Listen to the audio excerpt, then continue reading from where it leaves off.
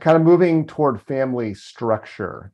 So I'm thinking here of, is your family a two-parent family or a single-parent family? Are parents of the same sex or different sex? Are there step family relationships involved? Are you being raised by your grandparents? I mean, we know there's a number of different family structures out there.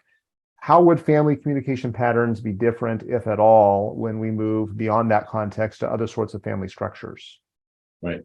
Yeah, and I don't really think they would. And again, it's sort of what you laid out there. Sort of there's a structural definition that says, husband, wife, children is a family, structurally speaking, right? But in communication, we also use a lot of a functional definition and really say a family is a number of adults and a number of children that live to, exist together, live together, and socialize the children, right? So that's sort of a functional definition of family. And there you can see that there really is no need for any particular gender, any particular age, any particular configuration about who the parents are and even their genetic relatedness to the children or so. So that a functional definition really says any group of adults that raises children together in a household is a family, functionally speaking. And so from that perspective, again, there's nothing in the theory that is about structure rather than function. Everything is about function. Again, everything is about how do we coordinate our attention? How do we negotiate meaning? These are all dependent on the function of the family and the idea that there's parents that engage their children around social reality, but it's completely irrelevant from that theoretical perspective who these parents are. And I think that's a great aspect of the theory, is that it sidesteps some of those questions. Not that those aren't important questions, they are, how family structure impacts communication and outcomes in children.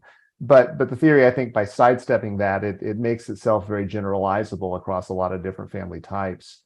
So regarding a specific family type, I'd like to follow up on that, is the case of parents that are moving back and forth between different households, such as parents that might, say biological parents are divorced and the child is sharing time between those two households.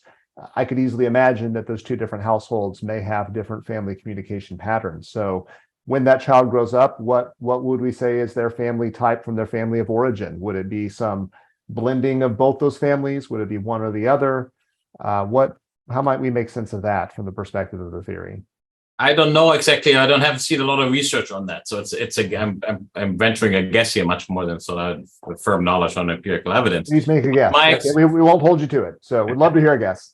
But my expectation would be that the child just becomes more fluid in two different types of families. It's my children grow up bilingual, for example, because they go with two different languages and they're fluent in two different languages. They can operate in two different languages and to some extent different thought systems as a result of that.